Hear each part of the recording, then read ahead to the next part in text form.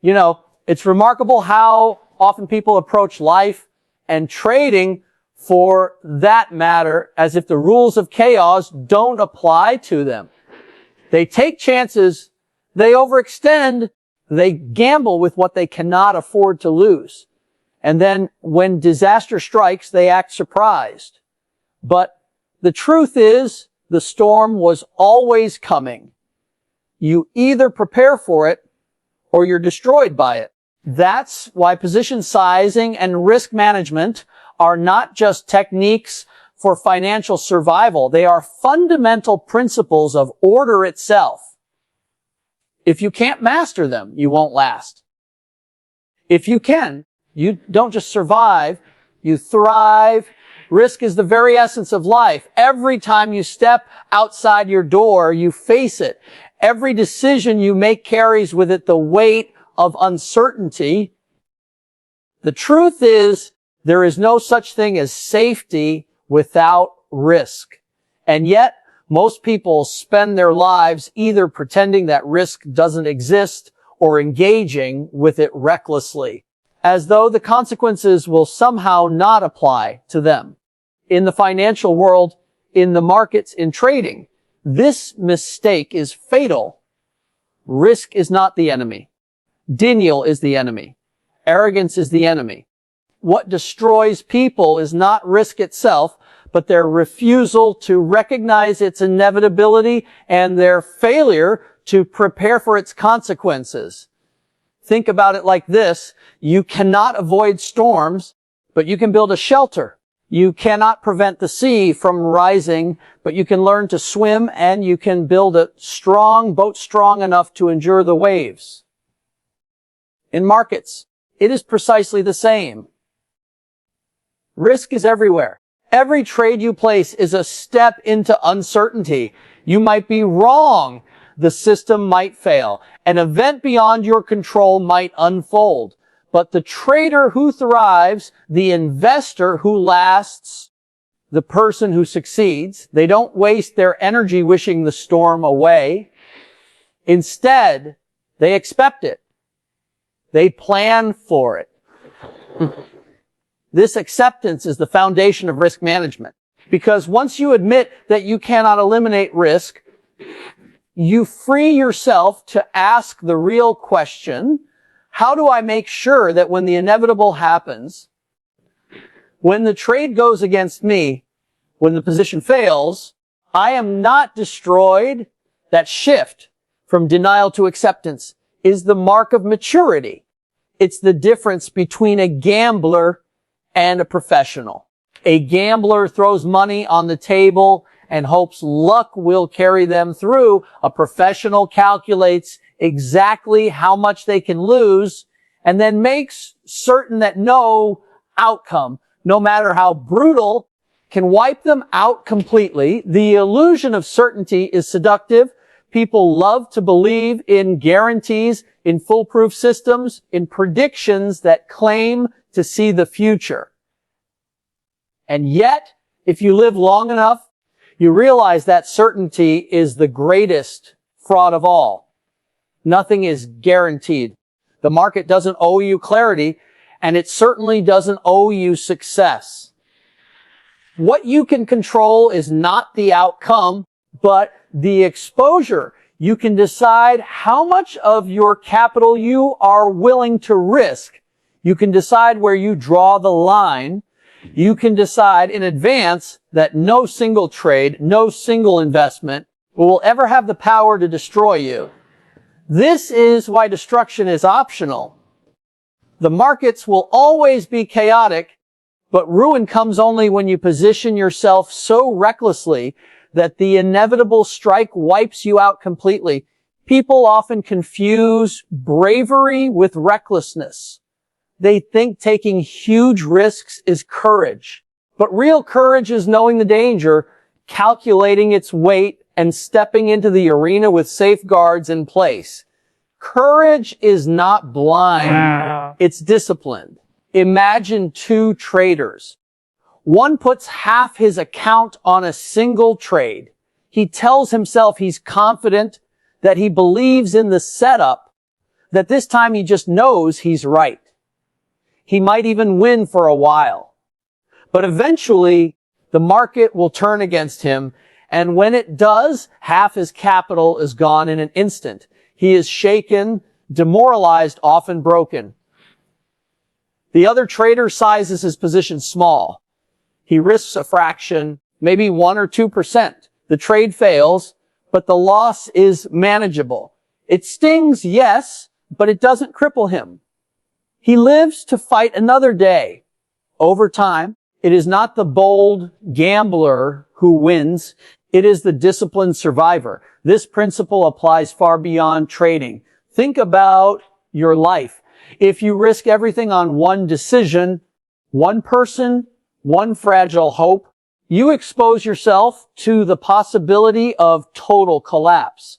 But if you spread your risks, if you act with foresight, if you plan for failure before it arrives, you gain resilience. And resilience is the foundation of strength.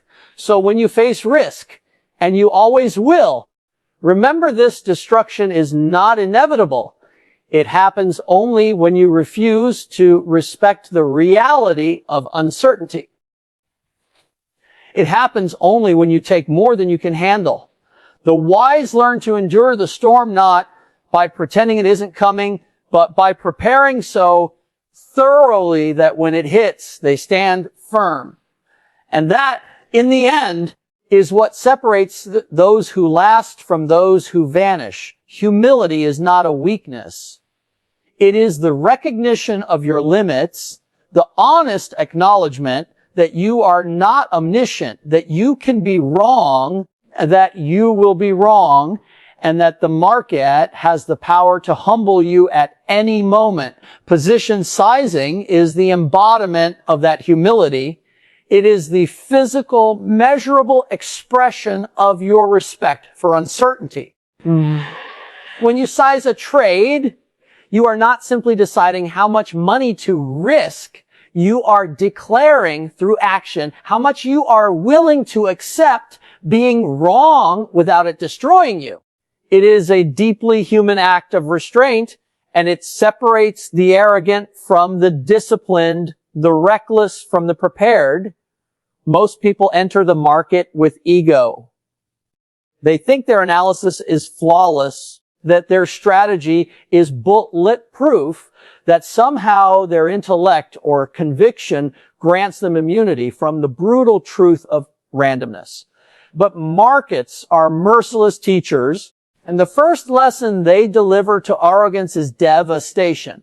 Overconfidence magnifies losses. Overconfidence leads to oversized positions, and oversized positions turn small mistakes into catastrophic failures. The trader who believes he cannot be wrong ends up betting so heavily that one inevitable miscalculation ends his career. Contrast with the trader who acts with humility. This person does not presume certainty. Instead, he acknowledges that even the best analysis carries risk, that even the strongest conviction can be shattered by unforeseen events. That probability does not mean guarantee. And so, rather than risk everything, he risks a fraction.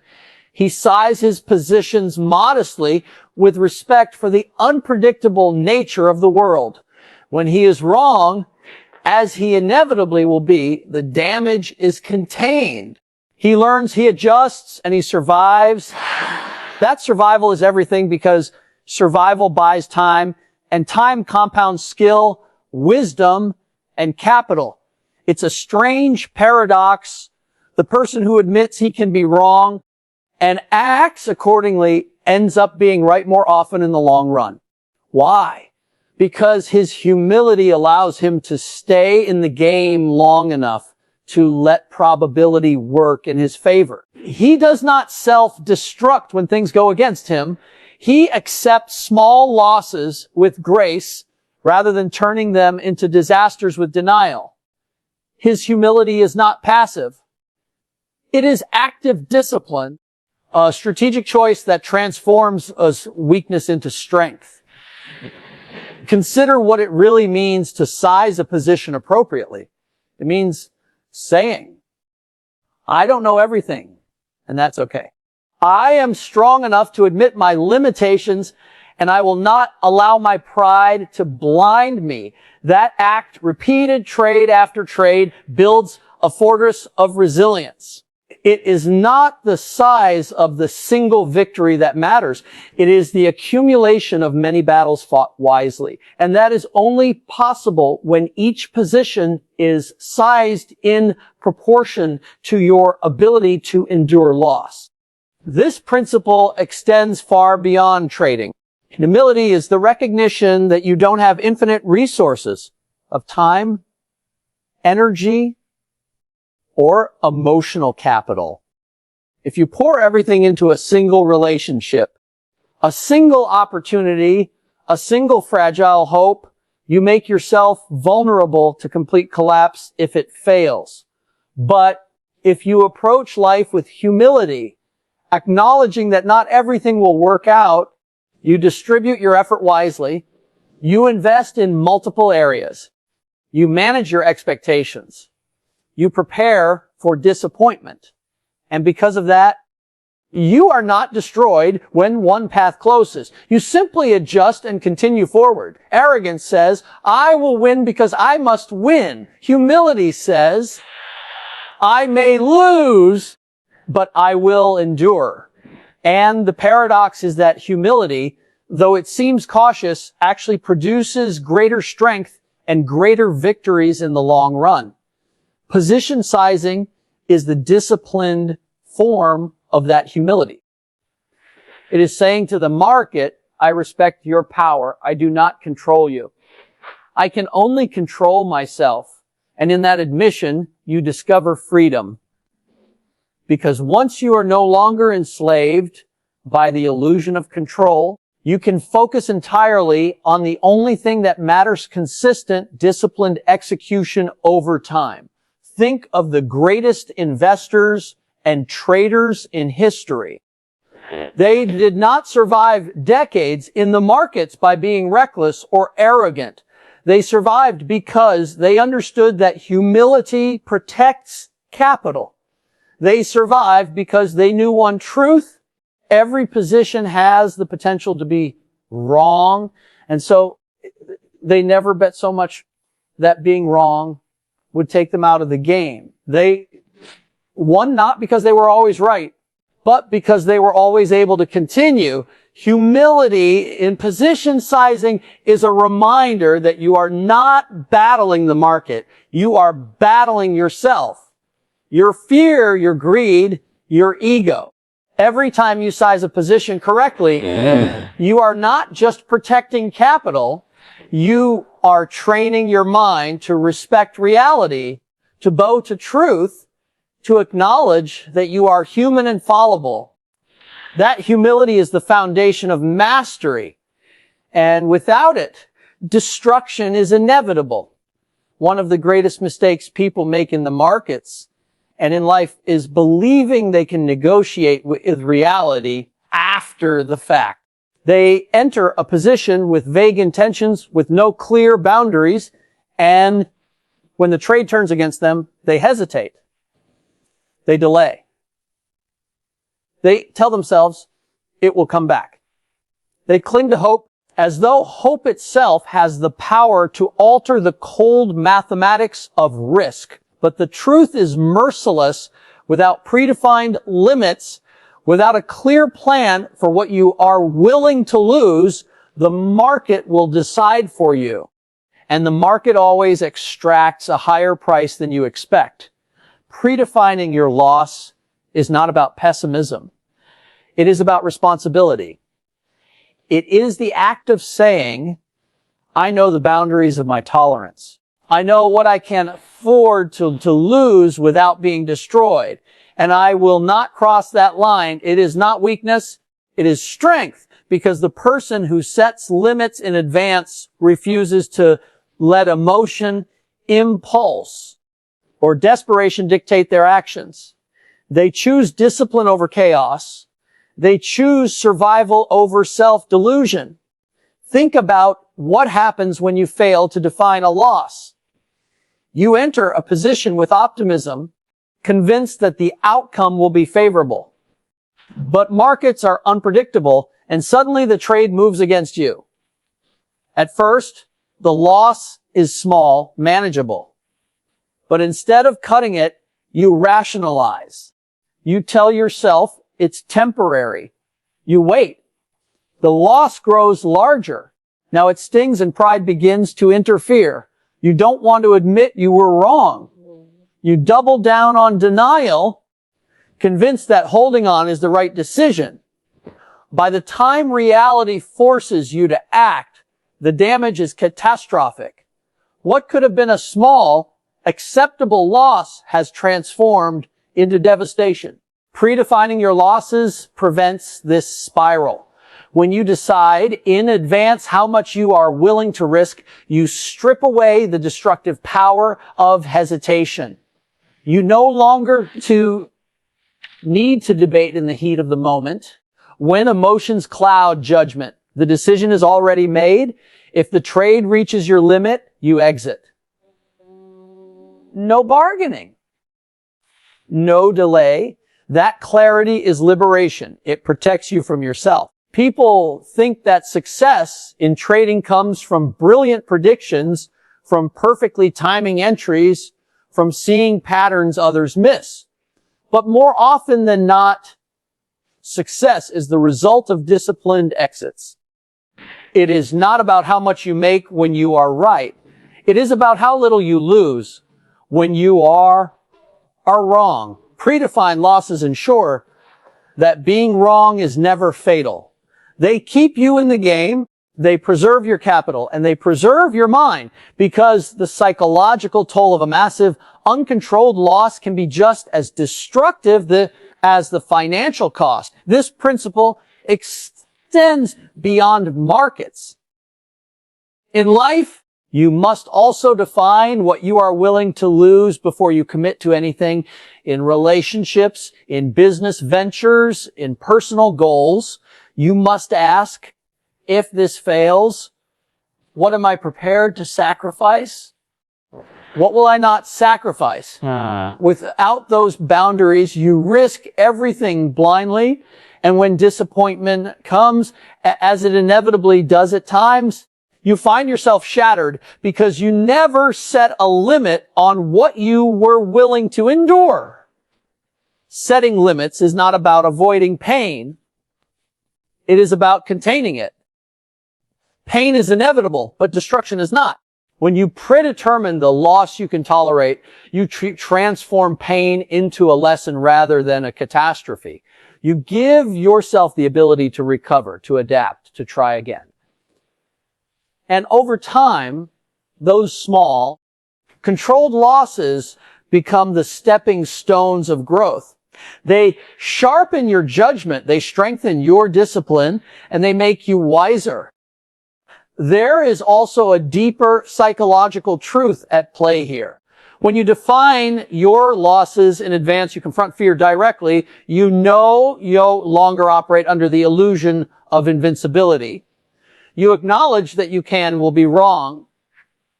And in doing so, you strip fear of its paralyzing power. Fear thrives on uncertainty, but when you set your boundaries, there is no uncertainty left about what you will do if things go against you. The decision is made, and you can act without hesitation. That decisiveness, repeated consistently, creates confidence. Not arrogance, but true confidence. The kind built on discipline and foresight. So the act of predefining losses is not just a technical tool, it is a mindset. It is the mindset of responsibility, of maturity, of respect for reality. It says, I will not hand over control of my destiny to chance or impulse. I will decide what I can lose, and I will protect myself from ruin.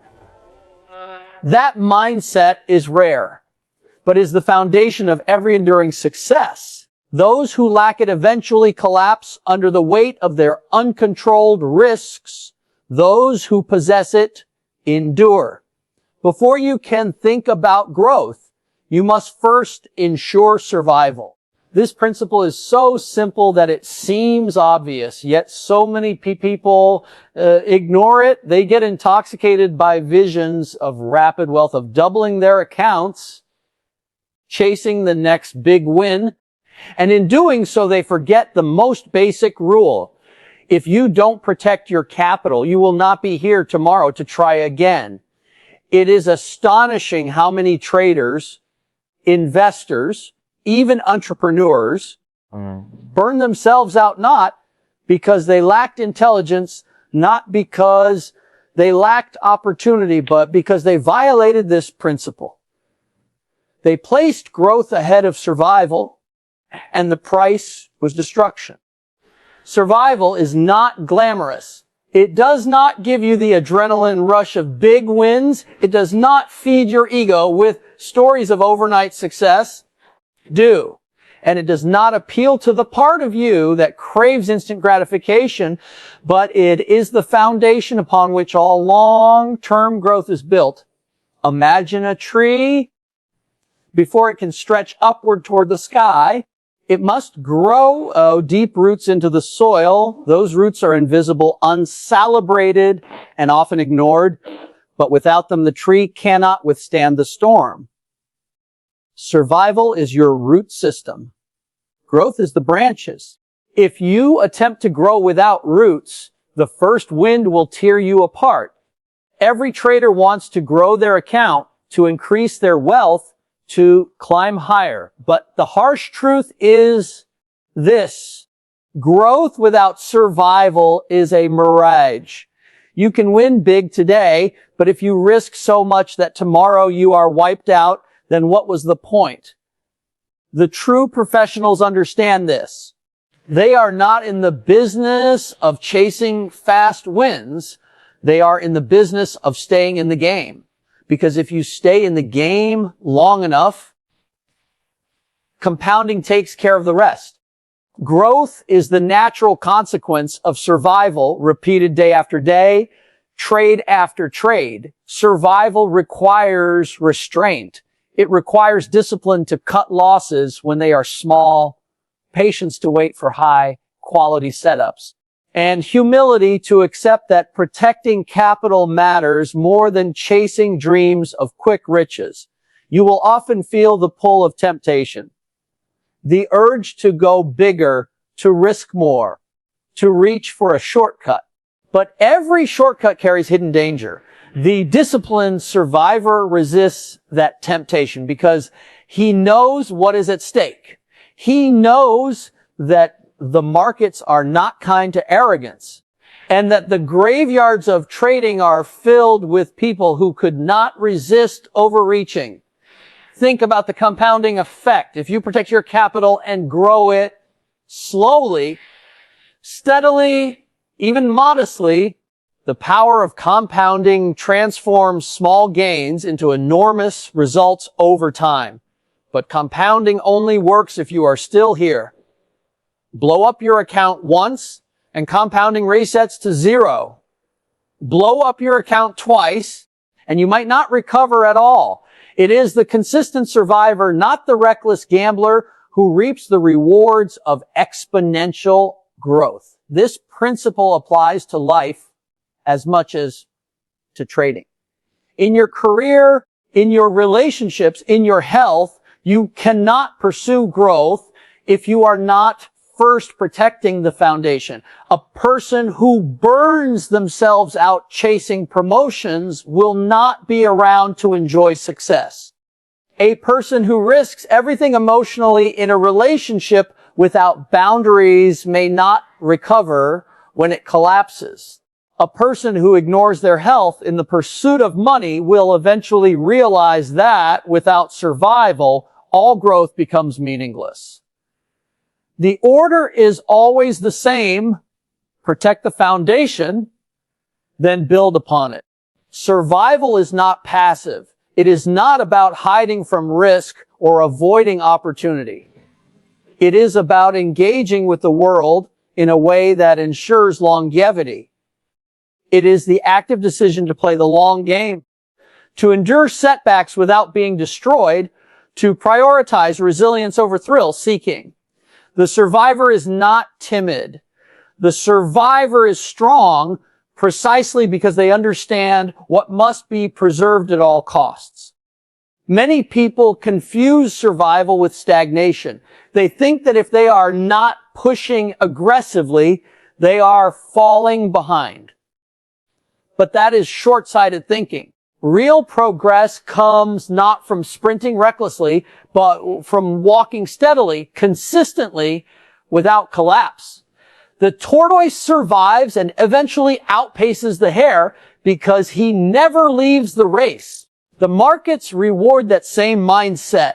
Small, consistent gains protected by survival strategies will surpass the reckless swings of gamblers who rise quickly but fall even faster. The order is non-negotiable. Survival first, growth second. Growth is meaningless without survival. You cannot expand if you do not endure. You cannot prosper if you do not preserve.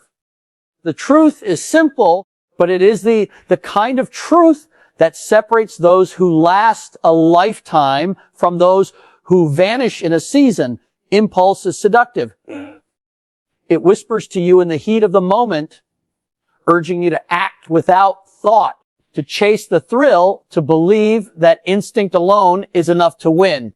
In trading, impulse shows up as over, leveraging after a streak of wins, doubling down on a losing position, entering a trade without analysis because it just feels right. It gives you a rush, a spark of excitement, the illusion of control.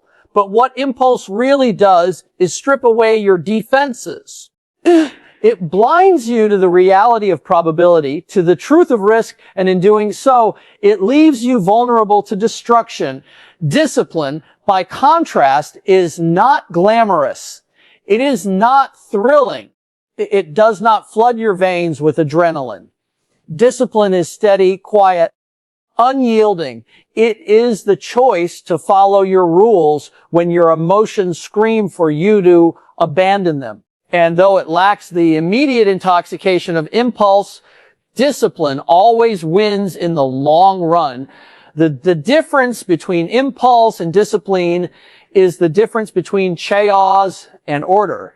Impulse is reactive, driven by fear, greed, excitement, or desperation. It thrives in uncertainty, but it thrives in a way that consumes you. Discipline, on the other hand, is proactive. It is the decision made before the storm arrives. It is the plan set in stone, followed not because it feels good in the moment, but because you know it leads to survival and success over time. Impulse is a child demanding candy now. But discipline is the adult who understands that patience and restraint lead to greater rewards later. In markets, impulse will always tempt you. When you see a stock spiking upward, impulse tells you to jump in at the top. When you see your trade sinking, impulse begs you to hold on a little longer just in case it turns around. When you've had a string of losses, impulse demands revenge. It wants you to bet big to reclaim your pride. Every one of these impulses feels powerful in the moment, but they all share one trait. They lead you away from rationality, away from structure, away from the very principles that keep you alive. Discipline, however, does not care about momentary feelings. Discipline is the execution of your plan regardless of emotional pressure. It says, I will not chase. I will not hold past my limit. I will not risk more than I decided beforehand in the storm. And it's that calm that separates the survivor from the casualty. The strength of discipline is not measured when things are easy. Anyone can follow rules when trades are working out, when life is going smoothly, when the environment feels safe. Discipline is truly tested in adversity. When losses pile up, when fear grips you, when greed pushes you to take reckless shortcuts, the undisciplined crumble under that pressure, but the disciplined endure. They endure not because they feel less emotion, but because they act in alignment with principle rather than emotion. That is the heart of discipline, acting according to truth rather than feeling. Impulse is short-term by nature. It is about immediate gratification, immediate relief, immediate excitement. Discipline is long-term. It is about compounding small gains, protecting capital, and letting consistency build unstoppable momentum over time. The same way that impulse spending destroys financial stability in life, impulsive trading destroys capital in the markets. And just as disciplined saving and investing create wealth outside the markets, disciplined trading creates sustainable success inside them. The law is the same in every arena of life. Discipline defeats impulse. Discipline is not a restriction, it is freedom. To the impulsive, rules feel like chains. But to the disciplined, rules are structure, and structure is liberation when you know exactly how you will act in any situation, how much you will risk, where you will exit, when you will enter. You are free from the torment of indecision, from the chaos of emotions pulling you in every direction. That clarity allows you to focus on execution, on improvement, on mastery. Impulse, by contrast, enslaves you. It traps you in cycles of regret, in the pain of repeated mistakes, in the frustration of outcomes dictated by emotion instead of strategy. The truth is, everyone feels impulses. Everyone feels the surge of greed, the stab of fear, the hunger for revenge after a loss. You cannot eliminate those feelings. What you can do is master them through discipline. Discipline is not the absence of emotion. It is the refusal to let emotion dictate your behavior. It is the bridge between intention and action, between knowing what you should do and actually doing it. And in the end, the disciplined trader may not win every battle, but he will always win the war, because while impulse burns bright and fast, discipline endures.